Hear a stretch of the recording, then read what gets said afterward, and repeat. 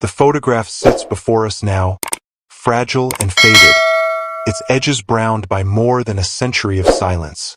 At first glance, it appears to be a portrait of innocence preserved. A young child, perhaps 5 or 6 years old, lying in repose on crisp white linens. The child's face is porcelain smooth, framed by dark curls that cascade across an embroidered pillow.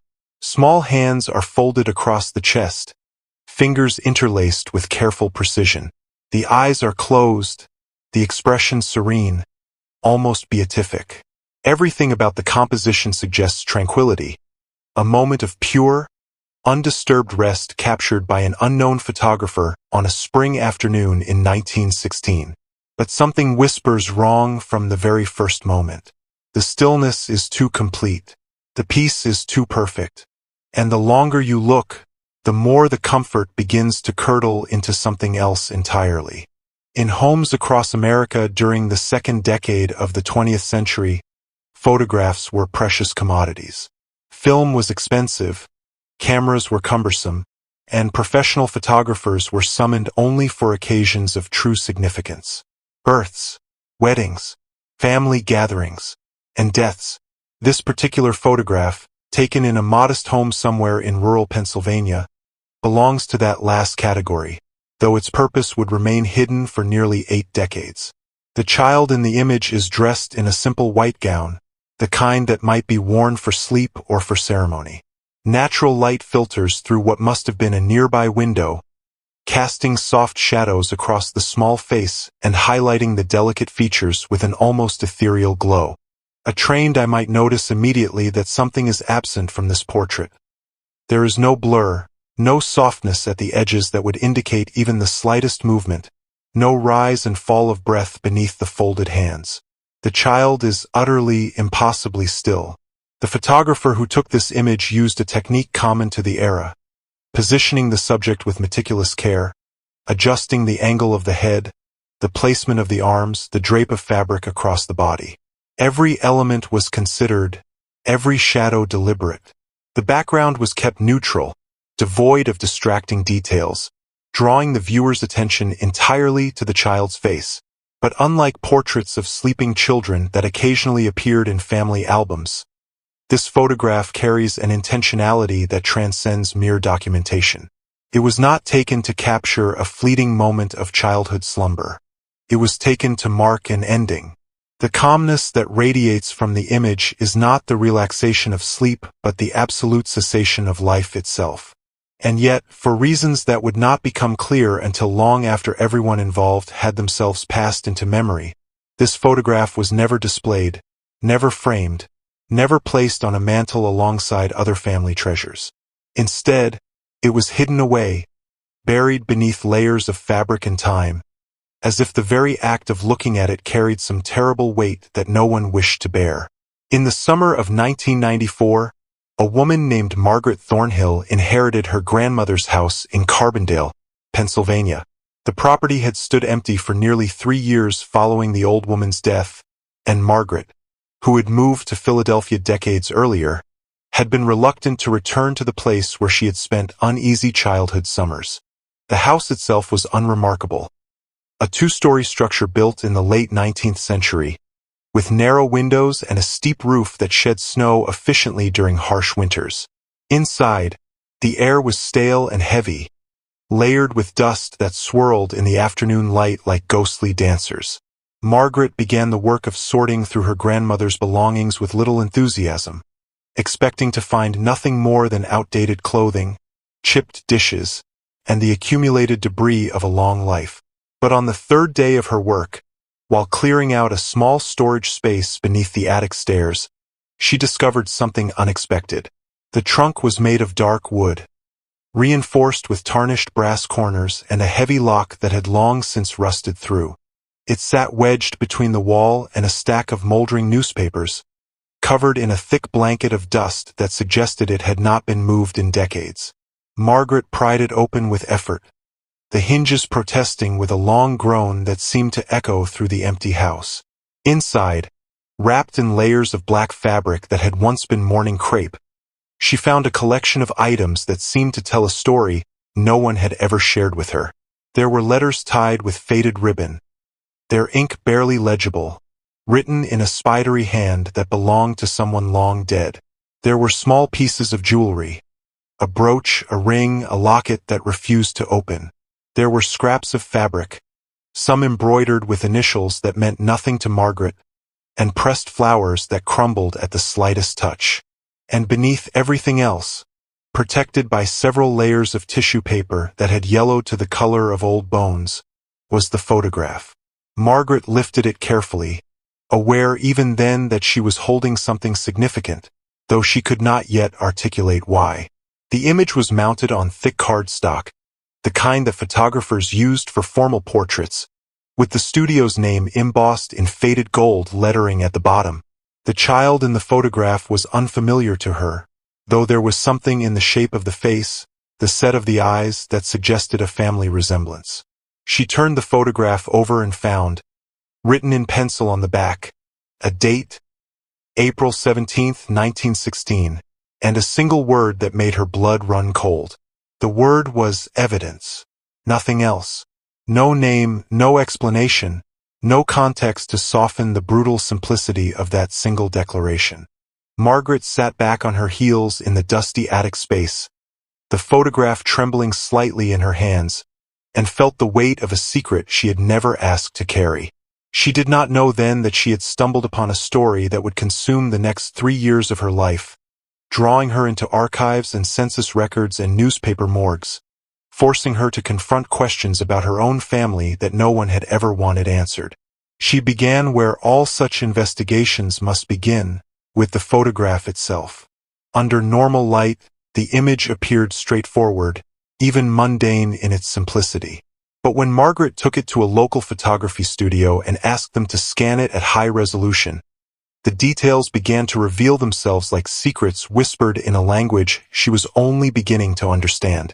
The child's skin had an odd waxy quality that became more pronounced in magnification, a subtle sheen that suggested something other than healthy flesh. The hands, folded so precisely across the chest, showed no tension in the fingers, no natural curl or relaxation, but rather a staged arrangement that looked almost architectural in its deliberation. The shadows around the eyes were deeper than they should have been, and when the image was enhanced further, Margaret could see what appeared to be faint discoloration around the mouth and along the jawline, marks that might have been bruising or might have been the first stages of something worse. She brought the image to Dr. Stanley Kellerman, a retired medical examiner who had published extensively on postmortem photography during the Victorian and Edwardian eras. He examined the photograph for a long time in silence, using a magnifying loupe to study details that were invisible to the naked eye. When he finally spoke, his voice carried a mixture of professional detachment and human sadness. The child in the photograph had been dead for at least several hours when the image was taken, he explained. The positioning of the limbs, the absolute lack of muscle tone, the subtle mottling visible along the neck and shoulders, all pointed to a body that had already begun the process of biological shutdown. The photographer had done skillful work, he noted, arranging the subject to appear as lifelike as possible, using techniques that were common in the era but deeply unsettling to modern sensibilities. The eyes had likely been closed by the photographer, or perhaps had already been closed by family members before the photographer arrived. There was no way to know for certain, but the expression on the child's face suggested that death had not been particularly peaceful, despite the careful staging meant to suggest otherwise. In 1916, death was an intimate companion in ways that are difficult for contemporary minds to grasp. The United States was 2 years away from entering the Great War, but already the world was being reshaped by violence and disease. In small towns and rural communities across Pennsylvania, families lived with the constant awareness that children were fragile creatures, vulnerable to illnesses that could kill in hours, accidents that could snatch life away with brutal suddenness, and conditions that modern medicine could prevent but which were, in that era, simply accepted as the wages of existence. When a child died, the body remained in the home, washed and dressed by family members, laid out in the parlor or the bedroom where visitors could pay their respects. Professional undertakers existed, but many families could not afford their services or preferred to handle the rituals themselves, maintaining control over the final hours of a loved one's physical presence. Post-mortem photography emerged from this culture of intimate mourning. When a child died, especially a young child who had never been photographed in life, families would commission a photographer to create a final portrait. The goal was not to document death but to create an illusion of life, or at least of peaceful sleep, something beautiful and enduring that could be kept and remembered. Photographers became skilled at posing bodies to appear natural, using stands and supports to hold the subject upright, painting color onto pale cheeks, arranging hair and clothing to hide the evidence of illness or injury. The results were often hauntingly beautiful, images that walked the knife edge between comfort and horror, offering families a last glimpse of the children they had lost while simultaneously preserving something that was no longer quite human. But the photograph Margaret found was different. It was not framed, not displayed, not treasured. It had been hidden, deliberately and completely, sealed away with the word evidence written on the back like a warning, which meant that whatever this photograph documented, it was not simply a memorial. It was proof of something else entirely. Margaret began pulling census records for her grandmother's family, tracing the genealogical threads backward through decades of births and deaths and marriages. She discovered that her grandmother had been born in 1901, the eldest of 4 children. There had been 2 younger sisters and 1 brother, born in 1911. But when Margaret examined the census from 1920, she found something strange. The family was listed as having only 3 children, her grandmother and the 2 younger sisters. The brother was gone, missing from the records with no explanation, no death certificate filed with the county, no obituary in the local newspaper. It was as if he had simply been erased, written out of the family narrative with such thoroughness that even his name had been allowed to fade into obscurity. She found the birth record easily enough. Jacob Arthur Thornhill, born February 12, 1911, at the family home with a midwife attending. The birth had been unremarkable, the child healthy, the mother recovering normally. For 5 years, he appeared in the expected places, baptismal records from the local church, a mention in a community newsletter celebrating a child's birthday, a receipt from a dry goods store for a child's winter coat purchased in 1915. And then, in April of 1916, the paper trail simply stopped. No death certificate, no grave marker in the family plot at the Presbyterian cemetery, no obituary, no memorial service announcement, nothing to indicate that Jacob Arthur Thornhill had ever ceased to exist except for his sudden absence from all subsequent records. Margaret's search led her eventually to a small museum in Scranton that maintained archives of local newspapers from the early 20th century. She spent days scrolling through microfilm, her eyes aching from the strain of reading faded print, searching for any mention of the Thornhill family in the spring of 1916. She found nothing until April 23rd, when a tiny notice appeared on page 4 of the Carbondale Herald, tucked between advertisements for patent medicines and farm equipment. The notice was brief, clinical, and raised more questions than it answered. It stated that a physician had been summoned to the Thornhill residence on the evening of April 16th to attend to a domestic matter. No names were given, no details provided, only that dry phrase, domestic matter. That could mean anything or nothing. Margaret tracked down the physician's name through medical licensing records. Dr. Emmett Gaines had maintained a practice in Carbondale from 1898 until his death in 1947. His personal papers, including patient logs and correspondence, had been donated to the County Historical Society, and Margaret spent a week sorting through boxes of documents, searching for anything related to the Thornhill family. She found it on a Thursday afternoon, a single page torn from a ledger, the handwriting hurried and blotted, as if written in distress. The entry was dated April 16, 1916, and it described a house call to the Thornhill residence at approximately 9 o'clock in the evening. Dr. Gaines had been summoned by the father, who reported that his son had fallen ill suddenly that afternoon. By the time the doctor arrived, The child was unresponsive, his breathing shallow and irregular, his skin cool to the touch. Dr.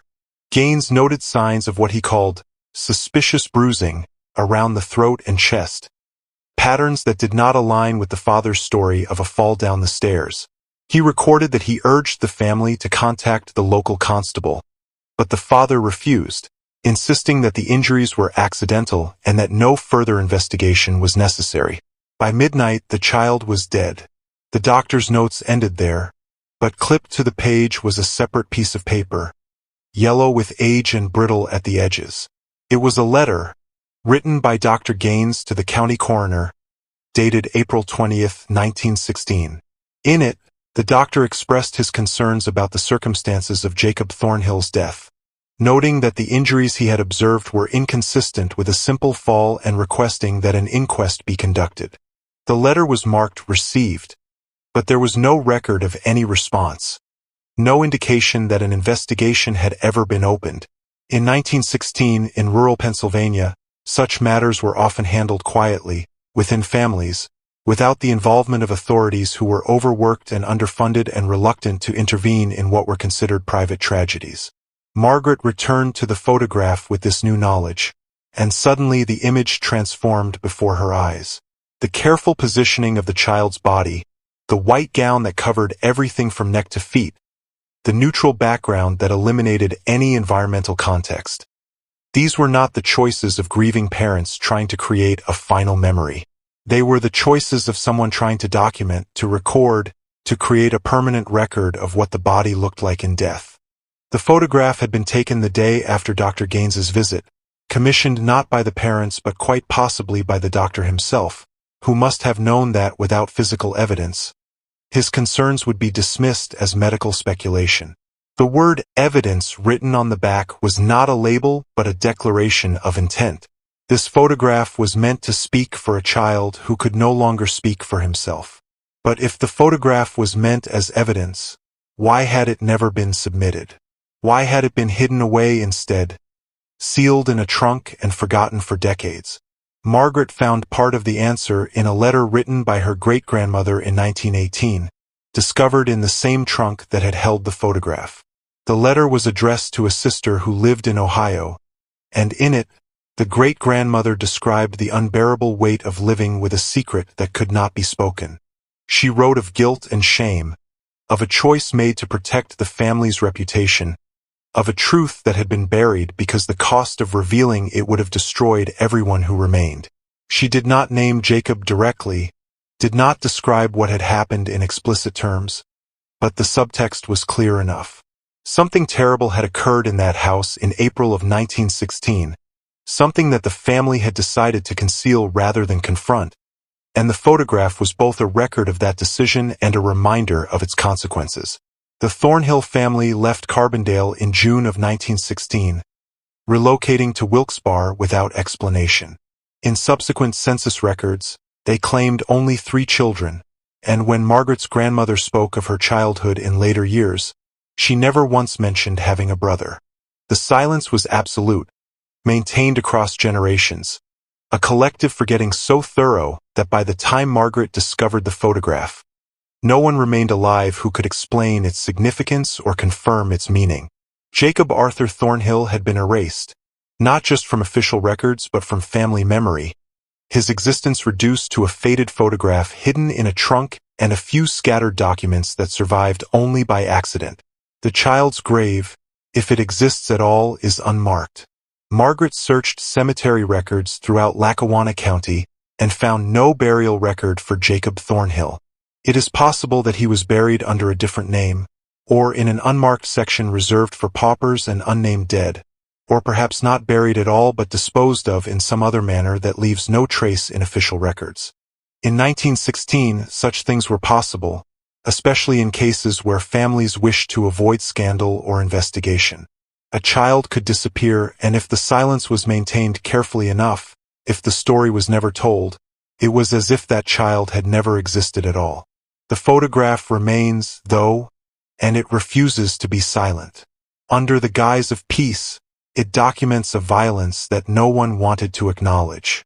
Behind the carefully arranged hands and the serene expression, it testifies to injuries that were never explained, to questions that were never asked, to a small life that ended in circumstances that someone deemed too shameful to investigate. The calm that radiates from the image is not the product of natural death or peaceful sleep, but the result of deliberate staging, an attempt to impose order and dignity onto something that possessed neither. And the longer you look at it, the more the illusion crumbles, until all that remains is the truth that the photograph was meant simultaneously to hide and to preserve, that this child did not simply die, and that the people who loved him chose silence over justice, secrecy over truth. More than a century has passed since that April evening when Dr. Gaines was summoned to the Thornhill home. Everyone who knew what really happened is gone now, their stories taken to graves that are themselves slowly being forgotten. The house where Jacob died has been torn down, replaced by a parking lot that serves a shopping center where no one remembers what once stood there. The church where he was baptized closed in 1987, its records transferred to a regional archive where they sit in boxes that are rarely opened. The world has moved on, as worlds always do, leaving behind only fragments and echoes and a single photograph that refuses to let the past remain buried.